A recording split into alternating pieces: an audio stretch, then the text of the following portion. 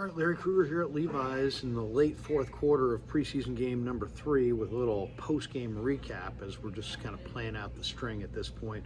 49ers look like they're going to lose today to the Chargers. They're down 20-12 late in the fourth quarter. And let's just talk a little bit about this game. Sam Darnold went 6 of 11 for 89 yards. He had 1 touchdown. Probably the highlight of the game for Darnold was his throw to Chris Conley in the second quarter, a 34-yard absolute dime from 11 yards from Darnold to Conley. Tremendous play by Darnold. Tremendous throw by Darnold. J.P. Mason had a fumble on the first drive. He fumbled in the end zone. The Chargers recovered it in the end zone for a touchback. Fred Warner had a sack today in the first half. Brock Purdy had a 5-yard touchdown run. Wisnowski missed the PAT. Duggan, the ball carrier. In fact, one of the stories today is Zane Gonzalez had a calf injury. We don't know how serious it is. Now you got Jake Moody with a quad injury and Zane Gonzalez with a calf injury. Are the Niners going to wind up calling Robbie Gould? Joshua Kelly had a 75-yard touchdown run. Brock Purdy played 2 drives. He went 5 for 9 for 73 yards. He also had a touchdown run. 16 yards. That was Purdy's touchdown run in the first half. Alex Barrett and Demetrius Flanagan-Fowles each had a half sack in the first half. The Chargers had a 15-play drive in the second quarter that resulted in a field goal. I thought overall today, the 49er linebackers, Jalen Graham, D. Winters, Marcelino McCrary Ball, those guys were all over the place. Those 3 linebackers, Graham, Winters, and McCrary Ball, really played well. I thought if there was a highlight offensive play of the game, it was Darnold going up top to Conley in that second quarter for a 34-yard pitch and catch. I thought that was a tremendous play. That was one of the best plays of the preseason. Really, really nice play. Darnold also had a 6-yard touchdown pass to Willie Snead. Willie Snead then hurled the ball into the air. Great play by Darnold to hook up with Willie Snead. There were some injuries today. Chris Conley suffered a shoulder injury. He's out of this game. A.J. Parker left this game with a hamstring injury.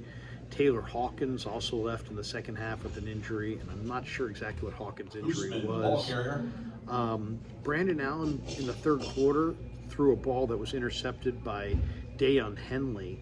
The former Washington State linebacker is one of the best players in the league this preseason. He has been fantastic. He was great for the Chargers last week against the Saints, and he was great in this game with that interception against Brandon Allen. Sam Darnold finished 6 of 11 for 4 yards on the play. 6 of 11 for 89 yards and a touchdown.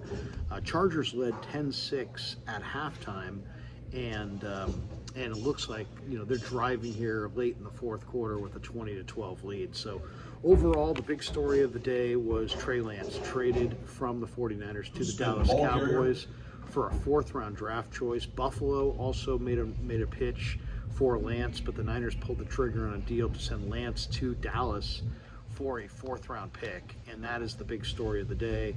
Of course, the cutdown is coming up on Tuesday, the 29th of August.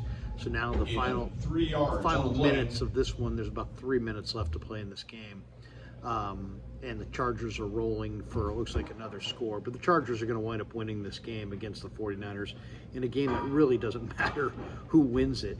A couple interesting things, though.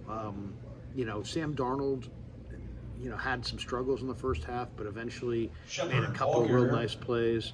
The big story, of course, is in the postgame is going to be Trey Lance and the fact that the Niners moved on from a guy that they traded an awful lot to get and only gave him 4 starts and then wind up trading him to the Dallas Cowboys. Obviously, it doesn't bother the 49ers to move Lance to a rival, because the Cowboys definitely are that a rival. For Lance, it's a fresh start. There's some cap savings for the 49ers as well. Still no word on Nick Bosa. He remains unsigned. Luckily, it doesn't look like, knock on wood, there's been any crazy injuries here. Quantrez Knight has made a couple tackles here in the second half. And Knight obviously battling Isaiah Oliver for a job. Oliver had a couple plays in the first half where he made nice tackles, but the big questions coming out of this one will be really, paring down the roster. If you look at some of the questions the 49ers face in, going into 4 yards on the play. Going into the cutdown week, it's really about, several of their positions. Davis on What are the they going to tackle. do? Who's the fifth wide receiver? This is the 2-minute warning. Is it Anthony Miller? Is it Tay Martin? Is it Chris Conley? I would say it's Conley if he's healthy. If he's not healthy, maybe it's Tay Martin. Conley went out with a shoulder injury, so we'll see. But, I thought Conley made that nice play.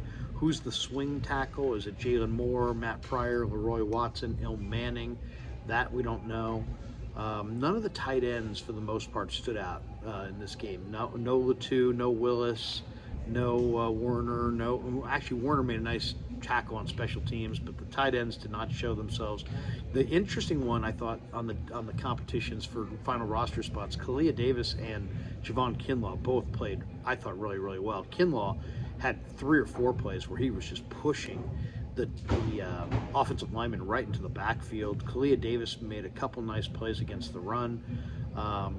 Didn't see Robert Beal. I don't know if he's suited up tonight. And of course, the big debate: who's going to be the slot corner between Isaiah Oliver and Quantrez Knight? So we don't have the answer to that, though. Here we are late in the fourth quarter of preseason game number 3. We'll see if somebody makes a play there. But obviously, the big story that Kyle Shanahan will be talking about will be after the game will be Trey Lance and the Niners' decision to pivot off of Lance and to go in a new direction and to turn the page on that era and focus on Brock Purdy, Sam Darnold, and Brandon Allen as their quarterbacks. It takes a divisive issue away from the fans. At the same time, are the 49ers a better team for not having Trey Lance on the roster? I would say no. Darnold did a couple good things in this game, so there won't be too many complaints about Darnold, but Allen did throw a third quarter interception. So I'm sure there'll be people that will be comparing him to Trey Lance, because Trey Lance was going to be the third quarterback and now it's Brandon Allen. Overall, the other question that comes up, the biggest question that comes out of this game is who's the kicker? Zane Gonzalez has got a calf injury. Jake Moody's got a quad injury. And the Niners had Robbie Gould last year, and he still remains unsigned. Is he retired? Is he going to come back? Is he trying to come back? Does he want to come back? How serious is the Zane Gonzalez calf injury? How serious is the Jake Moody quad injury? If both injuries are relatively serious, does that mean Robbie Gould's on speed dial? That to me is the big question. I thought J.P. Mason really had a nice night running the football. I mean, to me, he really looked impressive tonight. And then overall, I would say on the defense, are the Niners going to go with the youth movement at linebacker? Because Jalen Graham, D. Winters, and Marcelino McCrary-Ball are all playing at a very, very high level right now. And you have Demetrius Flanagan Fowles and Warren Burks and Curtis Robinson, 3 veteran linebackers that are also obviously very interested in landing a roster spot. So that could be where another trade could be coming. The 49ers could send one of their linebackers to another team for a late round pick. All right, thanks to Pig and a Pickle for being the title sponsor of the Krug Show. We're going to go in the locker room right now after the game and talk to some of the players. Then we'll come back up here. We'll do a live stream with Kevin, and Sean Proctor's going to stop by. JD's going to be in the house, and we'll take some of your video calls and obviously your chats and talk a lot of Niner ball. So that is coming up. Probably my guess is around 10:30 Pacific, 1:30 a.m. Eastern. But thanks for supporting the Krug Show on YouTube.